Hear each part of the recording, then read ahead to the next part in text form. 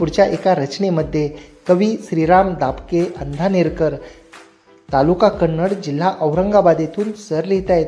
श्रीराम दापके अंधानेरकर सरांनी कन्नड, औरंगाबाद येथून लिहिले. भारताचा ध्वज उंच उंच फडफडे या शीर्षकाखाली सर लिहित आहेत. भारताचा ध्वज उंच उंच फडफडे, आकाशात जसे सप्तरंग उधळले. रंगीबेरंगी पताका लाविले आज दारी, जशा चांदण्या नभात चमचम करी. रंगीबेरंगी पताका लाविले आज दारी, जशा चांदण्या नभात चमचम करी. कवी श्रीराम दापके यांनी गीत लिहिले, लहान थोरांनी गुणगान गायले. त्यांना सलामी देतो देशासाठी बलिदान दिले.